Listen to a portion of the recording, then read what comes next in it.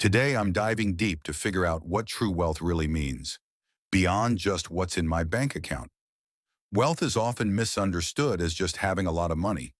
But is that really all there is to it? I think not. When we think about wealth, we usually think about financial security, a big house, a fancy car, and a fat bank account. But does that really make us wealthy in the truest sense? There's this common misconception that having a lot of money automatically translates to happiness and fulfillment. But think about it. How many rich people do you know who are still unhappy, still searching for something more? Money can buy comfort, but it can't buy love, it can't buy friendship, and it can't buy a sense of purpose. I've seen people with all the money in the world, but they're lonely, they're isolated, and they're unhappy. The truth is, money is just a tool. It's a means to an end, not the end itself.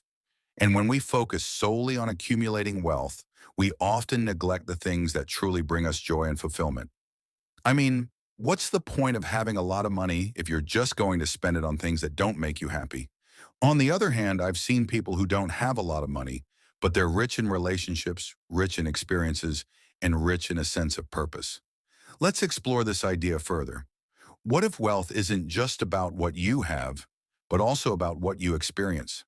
Think about the wealth of a beautiful sunset, the wealth of a good conversation, or the wealth of a challenging experience that helps you grow. These are all forms of wealth that don't cost a thing. Genuine wealth lies in the quality of your relationships and the richness of your experiences. It's the laughter you share with friends, the love you give to your family, and the memories you create along the way.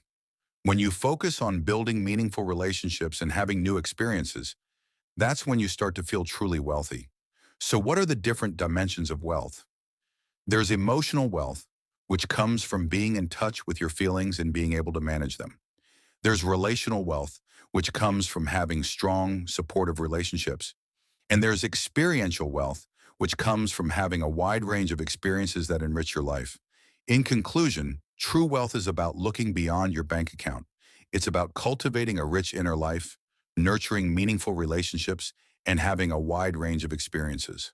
By focusing on these aspects, you can find a sense of fulfillment and happiness that goes far beyond financial success.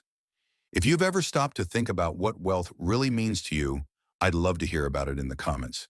And if you're interested in exploring more ideas on personal growth, be sure to check out my other videos.